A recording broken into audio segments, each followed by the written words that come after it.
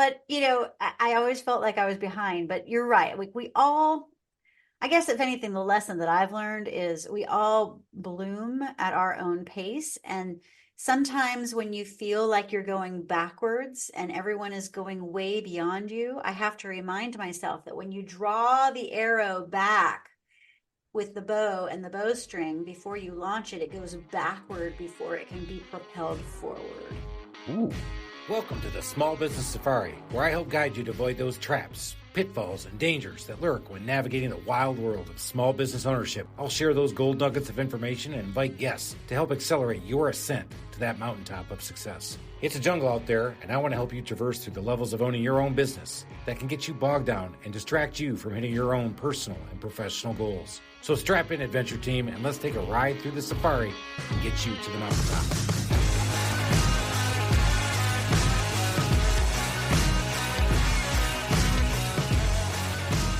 All right, everybody, let's dance around this subject for a little bit. It's pun time. That's right. Alan loves it when I do the pun. I'm already banging my head against the wall. One of the things I've heard on another popular radio show is that we don't want to leave it in the room. And what did he mean? Is that in the green room, a lot of people like to try to script everything and have it all there. And they have all the greatest dialogue before they actually get on air and hit record and hit or go on air and go live. So don't leave it in the room.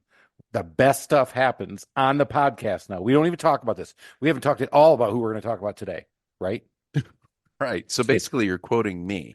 I am, yeah, but I heard it from another more reputable source on a national television show. You do that to me all the time. Hey, Alan, I have this idea. Jennifer, let me tell you about this great idea that I did with my team in the Trusted Toolbox. So I have 4 ladies in the office, and for 1 year for Christmas, what I did was I pulled the youngest one into my office first. And I said, look, nobody knows I'm doing this.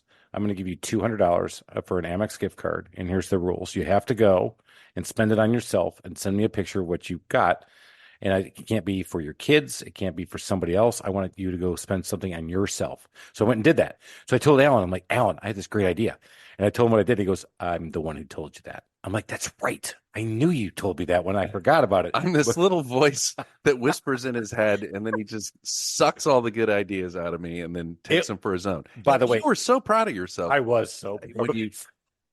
I'm like, really? I can't get credit for that one either? No, you can't. Yeah, I know. That was awesome. So yes, this guy said it, and I was like, oh my God, that's exactly what Ellis says. It's time to just roll it and let's go podcast. And so let's go rock this sucker and let's get moving. You're in your car.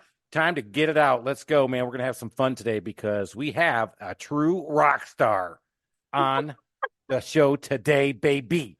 Jennifer Filzen from Rockstar Marketing. Yep. I met Jennifer at a national convention, and literally I watched her as she was speaking. I was like, hey, man, she's really engaging. And so a guy leans over and says, he goes, I think that's the female version of you. And then... And then Amanda said, yes, exactly. So Amanda introduced me to her after, said, you've got to meet Jennifer. I'm like, Jennifer, and we started talking. And sure enough, one of the best connections I made at this entire national conference was meeting Jennifer. And we had a blast. And I only talked to her for literally like 10 minutes. I know. We didn't get to hang out much at all. We were sitting in the same areas, but like we were just in the Atlanta group. And I was such a fan of the Atlanta group. I was just hanging out. I love you guys. You guys are amazing. Yeah, so we had a lot of fun, but we're going to have even more fun today. Right on. So Jennifer, I got to say this because I have a feeling I'm not going to get to say another word the rest of the podcast. Would you say, the second you said, oh, she's just like me, I'm like, well, then why am I even here? Yeah, well, it was debatable. I actually, when I pressed required or optional, I actually went back and forth. Do I invite him or I don't know, But Jennifer, you got a great story, and I want to jump into it because today you help people with Rockstar Marketing, doing your marketing stuff, and we're going to get into all that and how you can help people with that. But I got to know, you didn't get into this right away. So how did you start? You're 18 years old, and you started doing what? Oh, my gosh. Okay.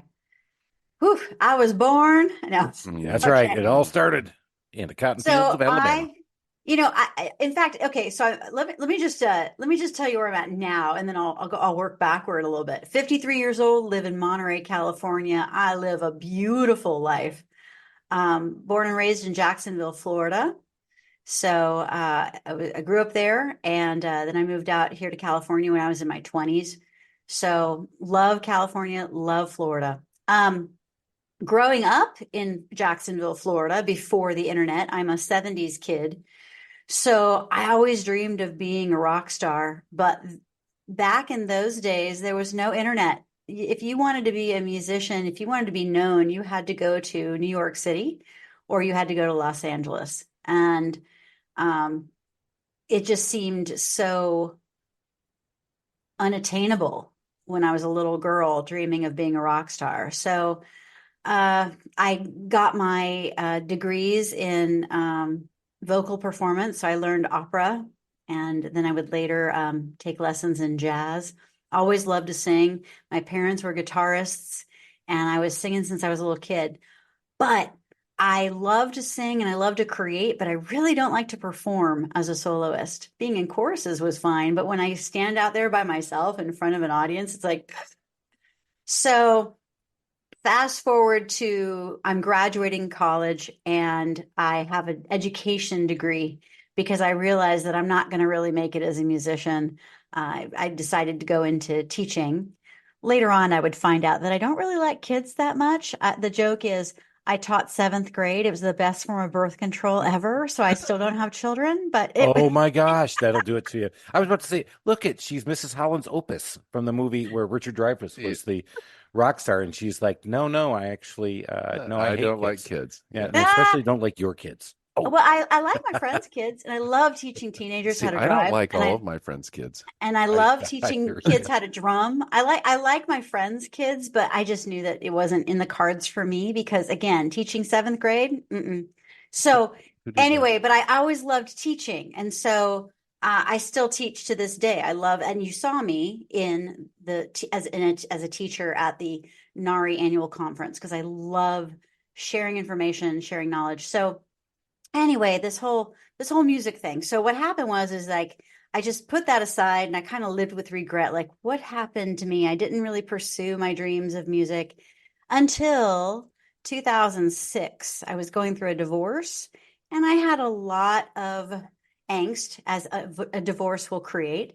So instead of taking medication, I decided to purge my feelings by writing poetry. And then I would figure out, hey, I can make songs out of this. And I was doing this in 2006 when Craigslist was still relatively new and not uncool. It was where you could find producers and musicians and different things. So essentially, I created 2 albums, and because of my education, marketing, and sales background, I figured, hey, if I'm going to do this, can I make some money off of it? And can I go commercial? And I tried and I kind of failed, but I did qualify for Grammys on the first album. And then I qualified for Grammys again on the second album. And I didn't make much money, but what I did make is a successful marketing agency from all the street cred I gathered, learning social media marketing and figuring out how to take the power of storytelling, which is creating a song, and turning that storytelling into the SEO content, the social media content, the blogs, and all the different storytelling aspects for small businesses. So I tell this in my marketing classes all the time. I spent $60,000 of my money on creating 2 albums and all the music videos and promoting my music over 5 years. And I made a whopping $1,400 back. It was the most horrid return on investment one would ever dream of. But you could And still say you're a professional musician because you got I paid. could still say that, but I wasn't making any money. Well, you don't have to. You don't have to But- mention that. And with that Grammy. new But- Taylor Swift album that just came out, she is the OG tortured poet right there. She is the tortured poet. And you know what? I think Taylor stole that. You should probably go sue her. Isn't that what we're supposed to do? I love Taylor Swift. You're I'm not not going supposed to read teen magazines anymore, Chris. Well, I stayed up till 2 o'clock in the morning until it came out, and then I got a double album, and I went crazy. God, That was I gotta pretty go stay cool. open. I gotta stay up all night. That was pretty cool. Double album. Who Yeah, was your rock star idol when in the 70s? Yeah. right on. Yeah, it's one of those things where we're told when we're kids, go after your passions, go after your dreams, and then we do it, and it doesn't always go the way we think. I thought that I was a complete failure after 5 years of pursuing my music. But then I figured out, oh, wait a minute. I did indeed start collecting royalty checks off of my one hit wonder, which is big in India. So no one here at home knows who I am. But for Oh, those who are geez. curious, Bohemia is the artist that remixed my song, What Have I Learned? And if you go onto Spotify or onto YouTube, you'll see Bohemia and Jennifer Filzen, What Have I Learned? And that's the remix. And he is rapping in Punjabi, and he is the Eminem equivalent over in India. So he's a So do big you deal. have to be in disguise in New Delhi if you ever go? Yeah, right. Our podcast does go to India, so you better watch out. Jennifer Right Filzen, on. rock star. Right Yeah, on. going to I Bohemia. love it. I All right. love So love Alan the asked the question though, and I want to know the answer too. What or who was your rock star idol in your 70s, in the 70s? Because we're the same age. in the 70s. Yeah, who is the one You know what? I just last night, I went and I saw Adamant and the English Beat in concert. Oh It was my gosh. so All right, fabulous. that's not who I thought, especially when she said Jacksonville, because I was thinking, Well, come on. 30, okay, so the Van Zant family is big there. 38 Special, Leonard Now we're Skinner. talking Southern Fried Rock. Come on, girl. That's what I was waiting for. However, my parents were folkies and I studied opera. So I was more inclined to listen to jazz. So you had all right. So the jazz in the I have 70s, eclectic Coltrane. taste. Yeah, I have very eclectic musical tastes. And even now my husband and I teach West Coast swing dancing and we dance to everything. So it's rare that I find music that I don't care for, but I'm thinking 70s, but really I'm an 80s chick. Yeah, that's Adamant. Yeah. So for me, it was Zepp, Led Zeppelin all day long. Yep. Oh.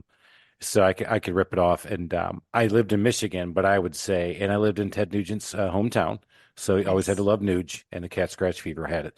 But I always identified with Southern Fried Rock, but they just didn't play it up. Again, back to when we were growing up, it wasn't like, hey, I'm going to put this on my iPod. You know what? I'm going to do digital music. No, no, no, no, no. No. All you got were the radio station. I was just outside of Detroit, and I don't care what station you listen to, Motown was always on it. You can listen to hard rock, Motown. You can listen to a classical radio station, Motown. Talk radio, they would play a Motown song in the middle of talk radio. And so I grew up with that too. So I love all of that. But again, I love all kinds of music. All right. So here you go, tortured artist. You spent $60,000 to build your business. So that's the way to look at it. I did. And now I've made way more than 60 grand as the good for owner you. of Rockstar Marketing. Oh yeah. But at first I felt like a complete loser, but then I realized, oh, wait a minute. This social media marketing thing and the power of storytelling for small businesses, and we focus on the service industries. So I work with auto repair shops, I work with construction, remodeling, HVAC, plumbers, electricians, roofers. We even actually were doing marketing for the Monterey Bay Football Club, which is the Union soccer team. So yeah. Nice. Pretty All fun. right, so you found your niche. Yep. So obviously you had to pivot. It wasn't like you had a job and we're making money. You had to go out there and find a way to make money. And you said, I'm not going to just go schlep coffee. I'm not going to go pay the man and sit in some call center. I'm not going to go teach kids for damn sure. I heard that one loud and clear, by the way. Received. Right. Well, I had to create my path. Actually, I did almost all of those things, believe it or not, because I needed to craft a career that was tailor-made for me, and how lucky that I was able to do it, because I was able to do what I do thanks to the internet and thanks to social media, right? Starting in 6. Is that no? When did you start really? When did this? Because it's an important, because between 6 and 10, man, I started in 8. And there was a big shift. And today everybody's just assuming, Insta, Facebook, TikTok. No, man, none of that stuff was around. Facebook, the Facebook was just getting started. So when did you start to see that social media?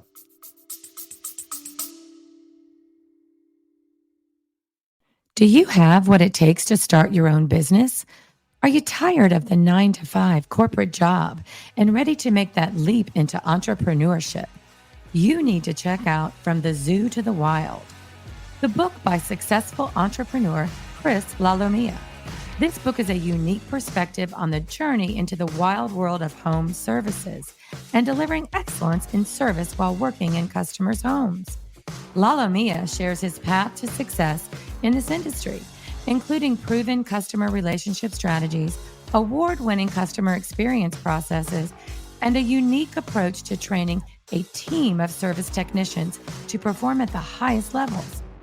Whether you're a small business trying to scale or a franchise operation, From the Zoo to the Wild will give you the mindset, habits, leadership style, and customer-oriented processes to succeed as a small business owner in the world of home services. So if you're ready to take control of your future, get a copy of From the Zoo to the Wild today, available on Amazon.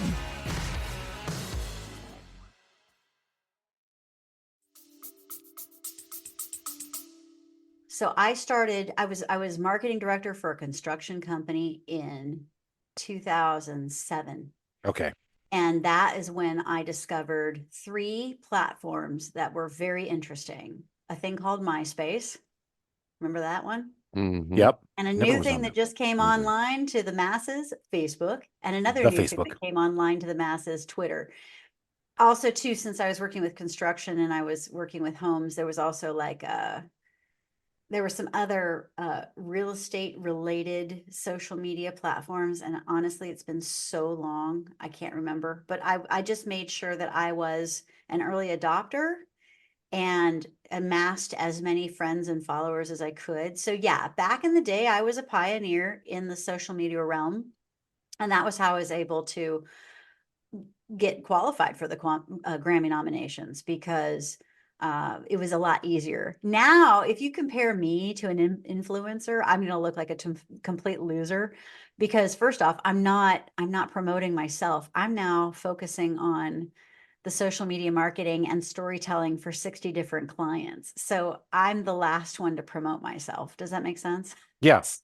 No, yeah, but again, I think the thing I took away from that was early adopter and seeing a shift or a pivot, especially for when you think about remodelers, roofers, windows, construction companies in general, usually last to adopt stuff like this, right? Oh, yeah. Right. I mean, we're still paper and pen. We were still probably going out there with our tape measures, penciling the things up, writing on the back of napkins, giving invoices, and so to do this, I mean, you were taking these guys up to another level. Oh, Being for an early sure. adopter, yeah. I remembered, okay, it's 2007. I start talking about social media. And again, I was marketing director for a construction company. So this is before the Great Recession. So it was finally 2009 when things were just not looking good for this construction company. And I decided to start Rockstar Marketing and started working with real estate agents in the Monterey County Association of Realtors. And I wanted to teach them all that I knew about social media because I wanted to help them.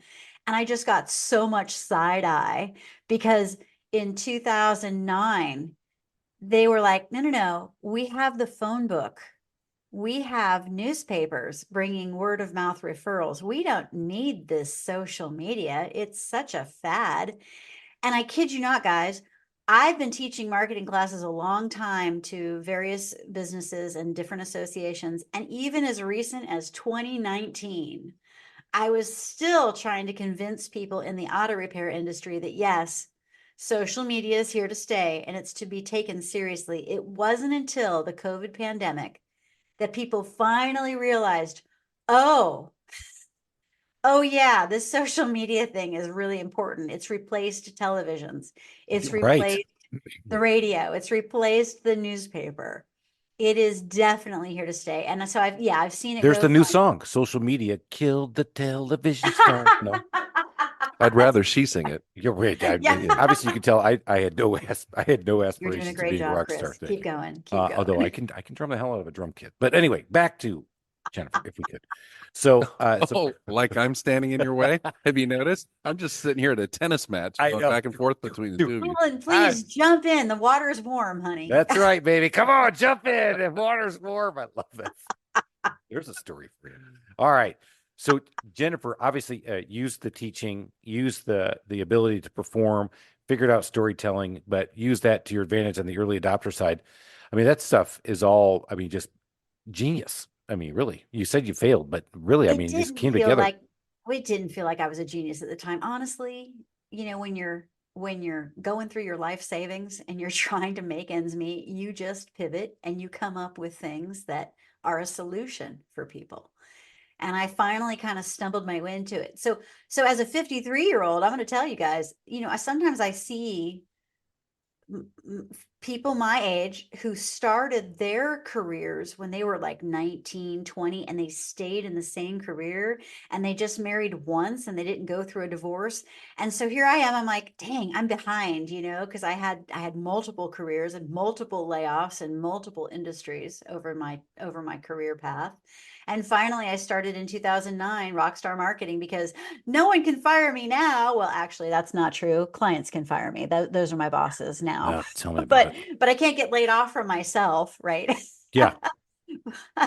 But I always felt like I was behind. But you're right. We all, I guess, if anything, the lesson that I've learned is we all bloom at our own pace. And sometimes when you feel like you're going backwards and everyone is going way beyond you, I have to remind myself that when you draw the arrow back with the bow and the bowstring, before you launch it, it goes backward before it can be propelled forward. Ooh, Good So visual. that is a good yeah. visual, Yeah. right? Yeah, you got to I pull have back to remind to go myself forward. that Yeah. no, I'm doing just That'll fine. be the chapter in Chris's next book. Don't worry. future Yeah. book, So yeah. So obviously, just we established that suing Taylor Swift not an option, but coming after me, go ahead. But they're not going to get much. It'll be Chris's idea. Alan, Alan, I have this great idea. Yeah, came to me Here's in the my visual. sleep. I'm going to pull back. Yeah. My arrow Because you got to to go launch backward. forward. Yeah. I'm definitely doing that. I've Genius. actually already You're started. so smart. I am so smart. That's why I do this podcast, just to tell everybody how smart I am. Okay. You guys have me in stitches. I love you So, both.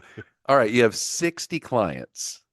Yeah. And each one has its own story. Each one has its own voice.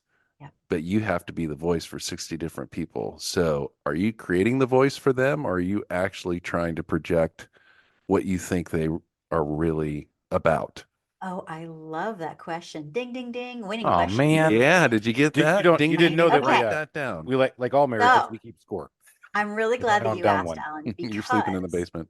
how we do it here at Rockstar Marketing is not by handing you a piece of paper saying, here you go, fill this out, tell us all about you, and then we'll take what you've written and apply it to the story on your website and the story in your social media. Nope, we don't do that. We actually do Because an that's what I would interview. expect, right? We do an Oh. interview. Oh. Ooh. And that interview lasts from 2 to 3 hours. And that interview consists of really basic open-ended questions. And the questions are, what makes you special and unique? What is your why? Who do you serve? And what do you want people to know about you? How often do you have to explain the what is your why question? Oh, all the time. But once I explain it, it's easy. But let me tell you, those open-ended questions, and I'm a real active listener. So I'll listen to somebody tell something. I'll be like, wait a minute, you said something really cool. Let's dive into that. And I'll tell you what, guys, I love interviewing people because they don't realize the superheroes that they are. They're too close to it. They have seen their blood, sweat, and tears. They don't realize how amazing and important and cathartic they are in the work that they do for the people that they serve. And it's so cool because this may sound crazy, but I've been accused of being crazy before, so this is not scaring me. But I love it when I can ask such deep, profound questions and get people in touch with why they started their business and who they really are, and I make them cry, and I'm so proud of it. Just last week, I made someone cry, and it was amazing because it was because she was remembering why she got into this business. And with tears in her eyes, she says, with the remodeling work that we do, we save marriages and help families grow stronger because they take the angst of the design work out of the picture and they create a beautiful kitchen or bathroom or space within the home that really forms a partnership as opposed to a me, you, us against them kind of feeling. It's like, let's make everybody in the family a partner. Let's solve problems and let's for lack of a better term, let's get the guy excited about preparing meals together in the family kitchen, as opposed to, nope, I'm just going to let the wife do it. I'm still in that too. Well, Right? you cry about your business all the time, but it's not for the same reason. No, I'm, she said, yeah, I make them cry. I'm like, oh, that's real easy. Hey, Chris, how much money did you make last month? That was March. Yeah. But it's I really cool. paid everybody to be here. I could have still been a big fat cat corporate executive with minions. Could have had minions and money and piles of money, and I could have had a Mercedes, but no, I've got a Tesla, got a stupid Silverado that's dented up. Anyway, but I'm going to steal that because you're right. I mean, when you do a kitchen remodel, that's a very emotional thing for many people. When they go through a remodeling, a lot of times, and especially with kitchens, they don't get it.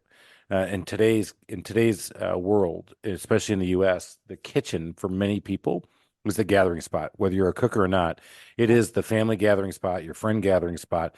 And when you go upset that gathering spot for 8 weeks, you Right. just took 8 weeks out of their life. And I will tell you, by the 7th week, they're not liking you too much.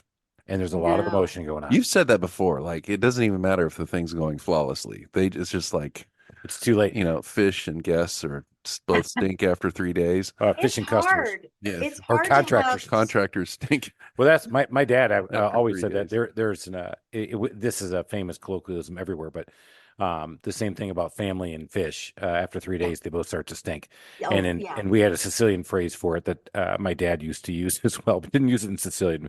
But we always had 3-day vacations with the fam, and then we were hitting the road and going back home. Leave them wanting 3 days. more. So, but yeah, in this case, I mean, it's a big deal because you're gutting their whole life, Yeah. especially in the winter time Oh, in the yeah. north, because you come in, you go to 3 places. If you have a garage, you go in your garage, you go to your kitchen, you go to your bedroom, you change, you come back out to your kitchen, you prepare your meal, you eat meal, and you watch TV. And now it's all happening in the same place, and you don't look at any other room in the house and other than the master bath before you go back to work the next morning.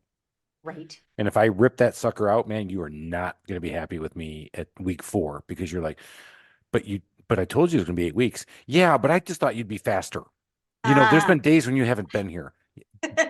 Well, there's reasons, right, that we aren't. But I watched on HGTV. It was done in 22 minutes with commercials. Exactly. Yeah. So Right. so back to that story. But you got that out of them. What a powerful marketing message for that company to have their unique put out there against people like me who don't say that out there. We just say, hey, we can do your kitchen. That's the thing. You've got to Whoa. really, okay. So in one of my classes, I ask a question to the students. Okay, do you know the difference between penguins? Can you tell them apart? Now, I live here in Monterey, California. I used to be a volunteer at the Monterey Bay Aquarium, and I used to work with the 2 coolest animals in the entire aquarium. I used to work with the penguins, and I was a scuba diver in the sea otter tank. So the 2 coolest animals ever. She's And been everywhere. I learned about the penguins quite a bit because for us who are volunteers to identify them, they all have little armbands that attach by their armpit, so they've got their little wing, right? And if it has the background in black but the letters are in white, we know that that is a female, and that's her name. So it might be Ray or Pretoria, right? Or if it's a white background with black lettering, we know that that's a male. It could be Sequoia or Durban or whatever their names are, right? Why do they get And cool names? Why don't they get like Bob, Jack? oh, well, actually, the names of the Monterey Bay Aquarium penguins, they are South African black-footed penguins. Therefore, the majority of their names are actually from South African Okay, I get it. landmarks. All So right, different fine, cool. areas. All right, Yeah, continue with your cool story. but when Ray was a chick born here at the Monterey Bay Aquarium, and they asked the members to vote the name, and that's when the newest Star Wars series came out. Ray, Rey. Very They cool. wanted to name her Ray after the heroine who we all love, Daisy Ridley's character. Yeah, isn't that cute? But yeah, I asked people, do you know the difference between penguins? And I they said, forgot why we're. Were we talking about penguins?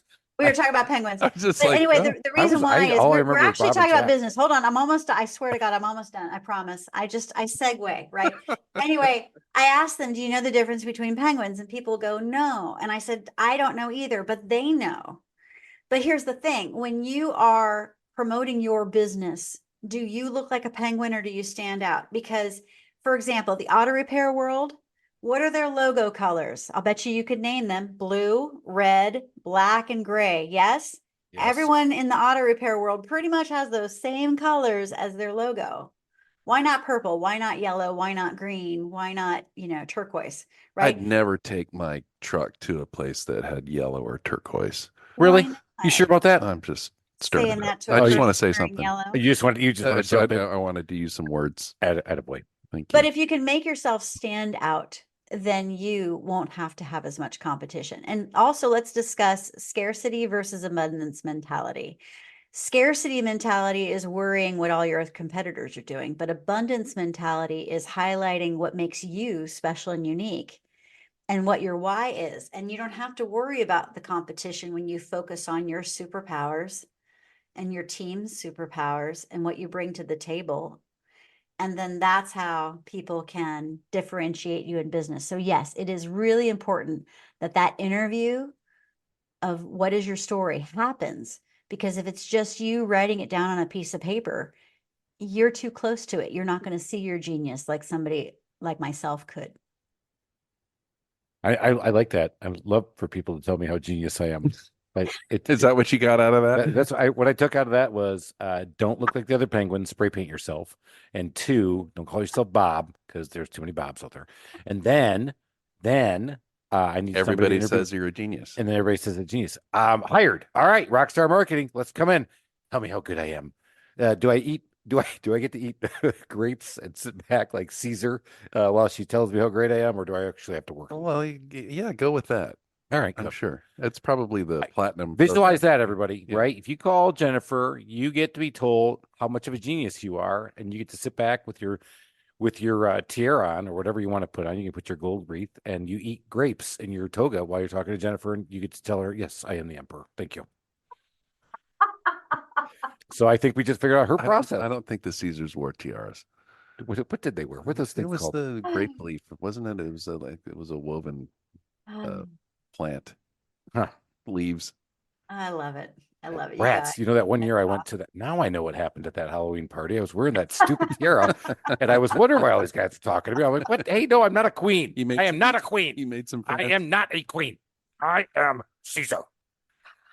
Okay, back to Jennifer. So I want to dig into this because it sounds great. And you talk about your unique selling proposition, what makes you special. So I'm a guy with a brake shop. I do a good job. Customers are important to me. That story seems pretty similar to other people who have a brake shop. I mean, what do you find that you can work with in a blocking and tackling kind of business like that?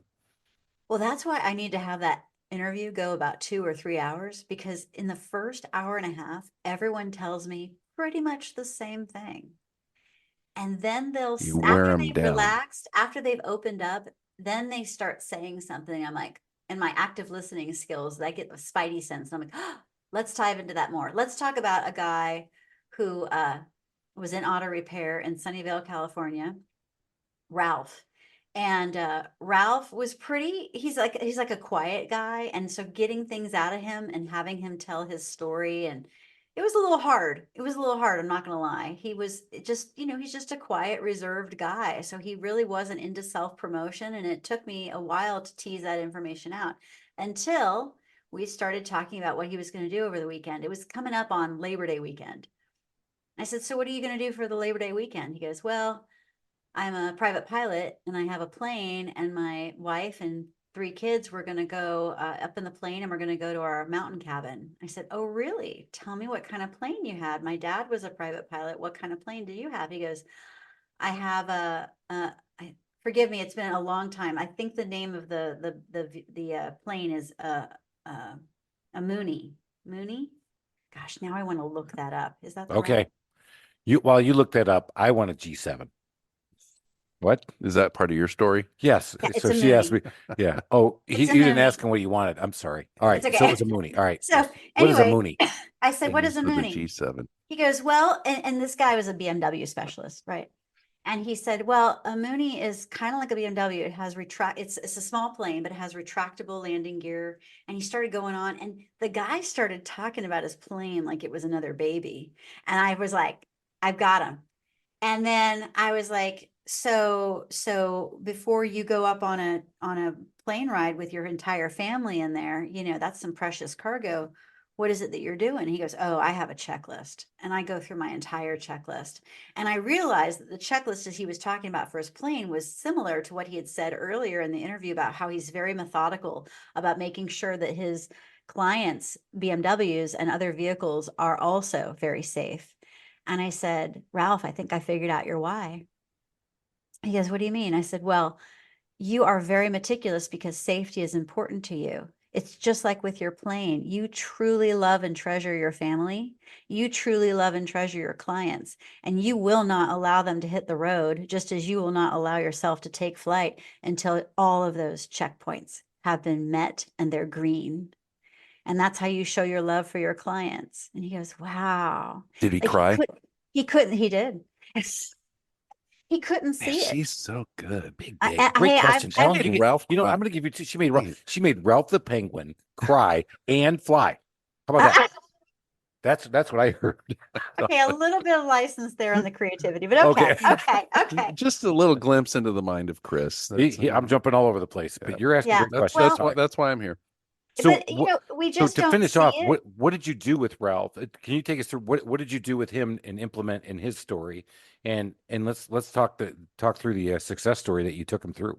Well, we definitely shared his story. We wrote up to 90 pages of SEO content. So what that means is, what does that mean? That sounds like a different language to some people, but pretty much every landing page on your website needs to be keyword focused to that specific keyword. So for example, it's easy to write 90 pages worth of content for an auto repair shop, because think about it. Think of all the different types of vehicle brands that you might work on: BMW, Audi, Volkswagen, Toyota, Honda, et cetera, right? That's at least 20 different types of cars. Then think of all the different parts of a car that might need repair: brakes, oil change, check engine light, engine replacement, transmission replacement, drivetrain. You're talking about Chevys, right? Chevelle. I Ford, had to get fixed or repaired daily. Yeah. yeah, he's got a phone on road. He's got a phone on road dead. I have a Chevy, but of course I had to change up my training. Any auto repair shop, what's the number one vehicle that needs repair most often? Ford. Chrysler.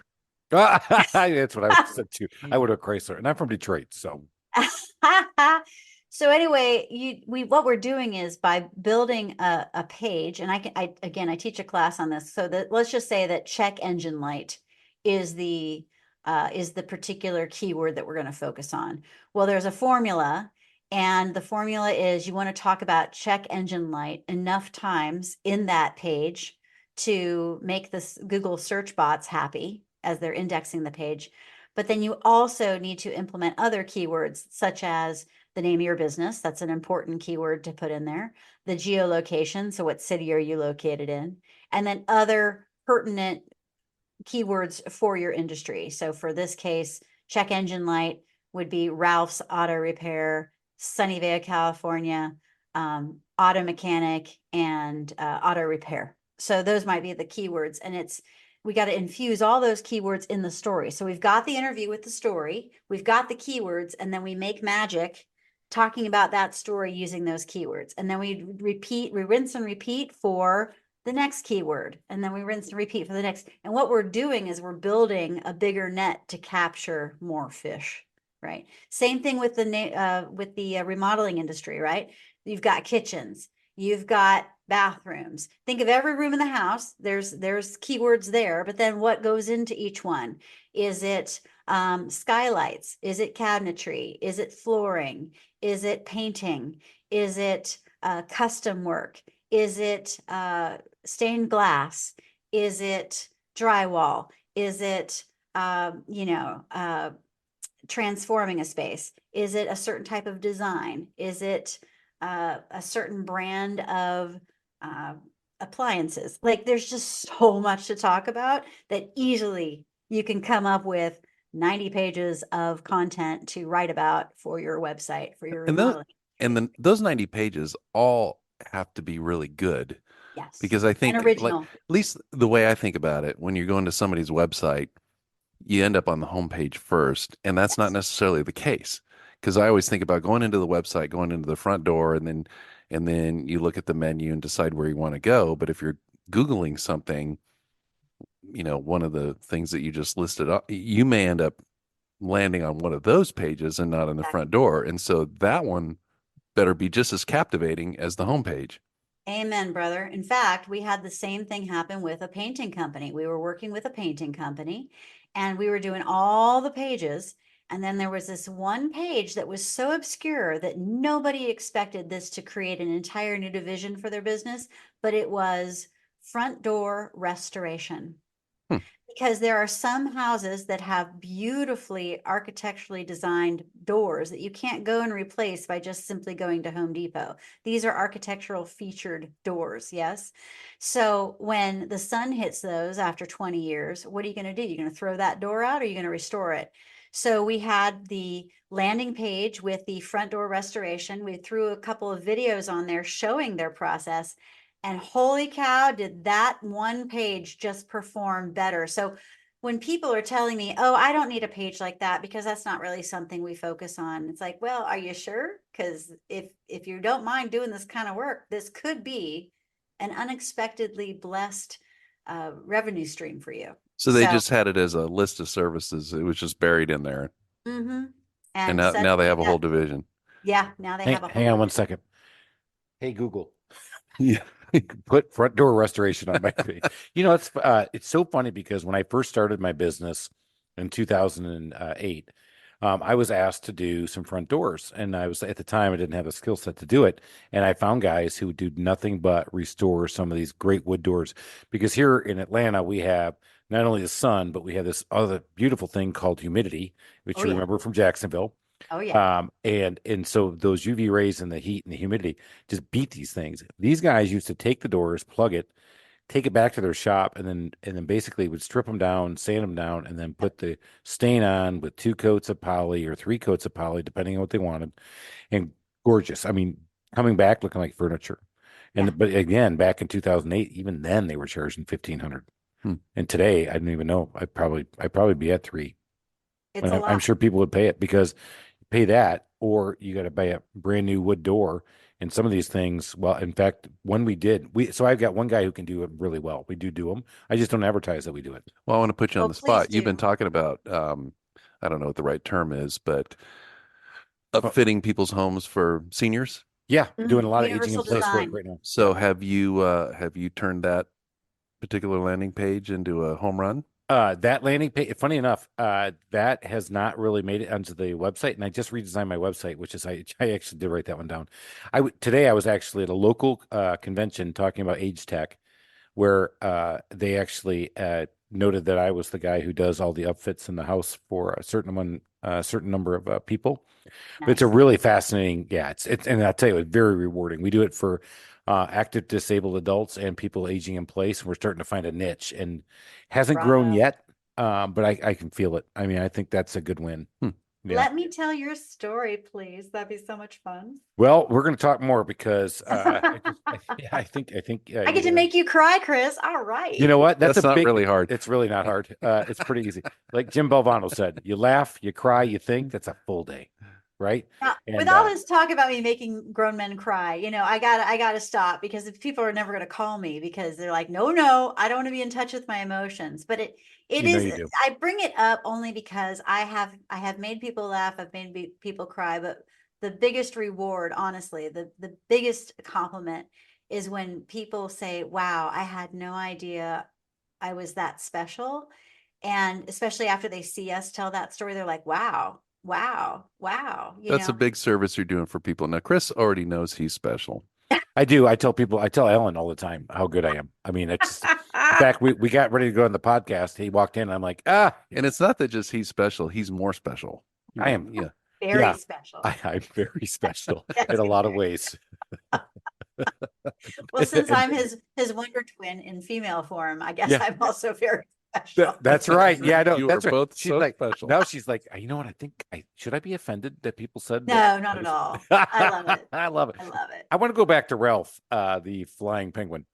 The flying auto repair shop Yeah. owner. So Yes. how did it end after you guys implemented it? Did he see an uptick in business? Did he come back to you Oh and say, yeah. way to go? Oh yeah. And so Consistently because of our organic content and as well as the other stuff that we do, the social media marketing and the Google ads and all the bells and whistles, we consistently every time help our clients reach their next $1 million in annual revenue. there you go. You want to get another $1 million in revenue? You got to call Rockstar Marketing, Jennifer Filzen. Jennifer, we're starting to come to the end. I know you've also written a book. Now, that makes two of the three of us here on this podcast who have written a book. Just one more thing that makes you special. I'm so and special. I'm not special. I know. See, she's my twin. So, but I've only written one book. You've written two. So, what are those two books? You should write more books. Oh, we're going to, my friend. I know. And this is going to be one of the chapter, the penguin chapter. This chapter is going to be, let me help you write your story. Well, There's this one guy named, we'll call him Ralph. Yeah, there we go. Ralph, you can buy these two books. Ralph No. the Flying Penguin. So when I just again, I love sharing helpful information. And so the first book that I came out with is a long title. It's called What Dancing Taught Me About Running a Successful Business. And essentially it's I'm sure you guys have seen books that talk about how football teams and the way things go in football or soccer or whatever team sports, how they apply to business. And I wanted to show how partner dancing or just dancing, period, applies to business. And here's what I mean by it. Take good notes, Chris.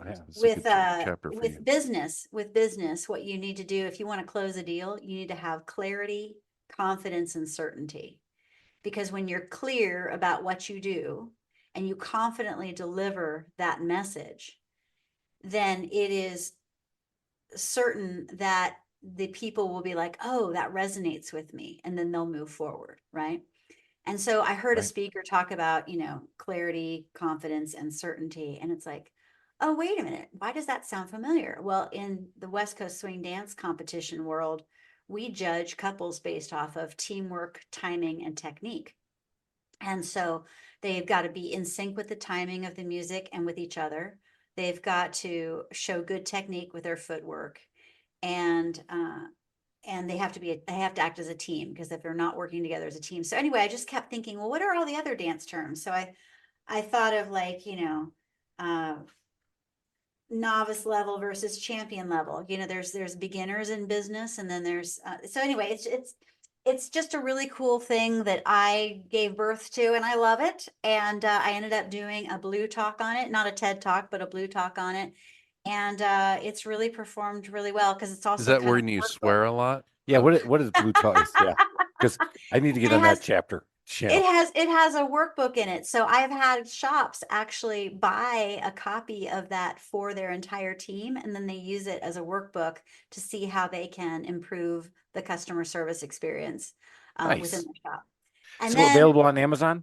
Yes, it's available on Amazon. Yep. And then the next book that I wrote was The Give to Get Principle. I had this on my brain for a while, but it was COVID that forced me to write it, because I wanted to share all the really cool things that shops that I was working with were doing to create a nice reciprocity with their clients. And when you give lovingly and don't necessarily expect a return, you're just really helping your relationships flourish, right? And that level of reciprocity will make people say, well, you know what, this auto repair shop or this remodeler or this plumber, they treat me so well, I'm going to tell everybody about them. And so that's what I do. I really value relationship over transaction. And that's really what this book is about. Now, the third book that I'm currently writing, I just finished editing it, and it's now going to go to the so far editor. behind. Chris. Well, but this I'm no one, longer worthy of being your You're not. twin. You're not special anymore. I stop. want to be more special. Hey, I'm I'm a gonna write a book. professional writer when you think Oh. about it. What do I No, do? you I are do really. storytelling all day. So like Yeah. this, in fact, this Give to Get principle book, I Made me wrote it feel in better about myself. See 43 that? days. Really quick. How many? You're so I easy. wrote it in 43 days. But this newest book that I'm working on, it's a monster and it's taken me almost 2 years. So I don't know when I'm going to get this thing out. Now but we're it's- back to my speed. I know. I decided to tackle an elephant, and it's women's social progress over the last 200 years. I'm writing a tome on that Oh one. wow, that's a big one. Yeah. Passion projects. Do I All make right. any money off these? No, not really. But it just fuels my desire to share information and make the world a better place. One book, one marketing project, one teaching opportunity at a time. Awesome. All right, I know we're coming to the end. So I want to ask our famous 4 questions Mhm. because other than your 2 books, what book would you recommend to our audience looking to scale their business or start a business?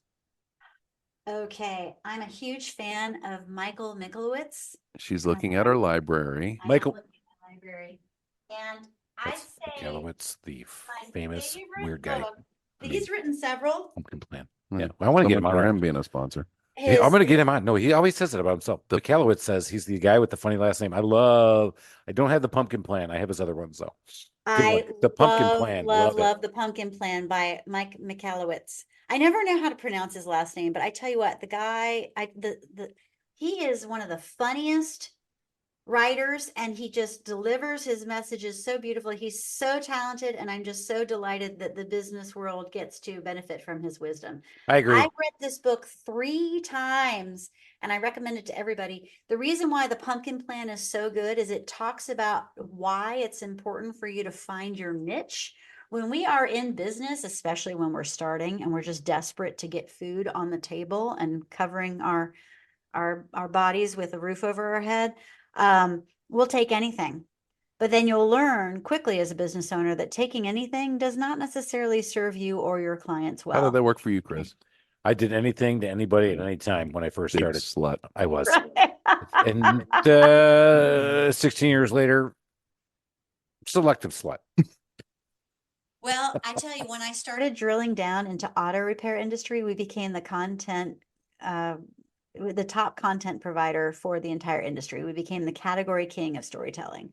And now that is why you're seeing me in the remodeling industry and why you're seeing me in HVAC, because now that I've dominated the auto repair world, I'm going for other industries because I know it's effective and I have a track record of consistently I helping love that. businesses. You know what? reach I'm their next dominating yet million. another industry. All right, let's keep going. Got a couple more questions. What's the favorite feature of your house?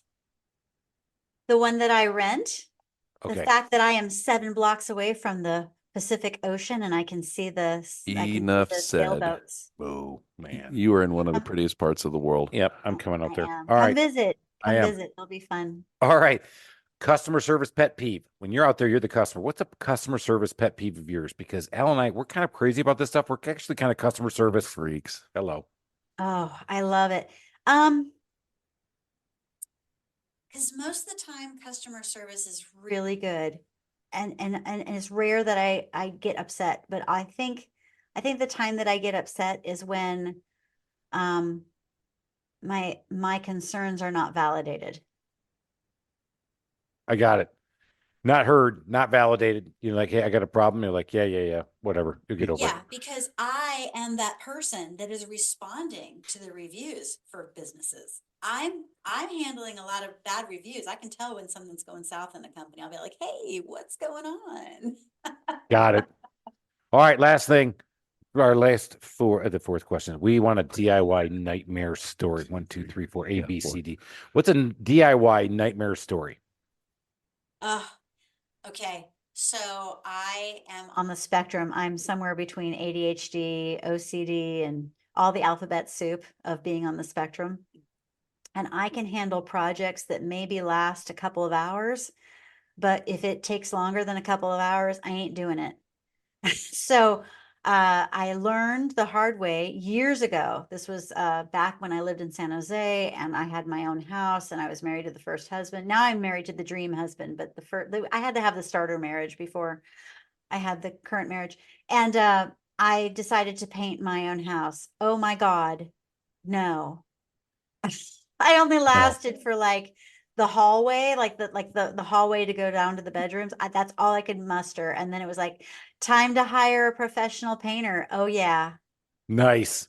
That's well done. All right, Jennifer, awesome. This as expected was awesome. Right? Good star. Thank She's a rock you. You're star. both so special. Rockstar Marketing. We are special people. We'll put all the details. Go out there and check her out, man. Rockstar Marketing. That's Jennifer Filzen, Filzen. You can go find her, Rockstar Marketing.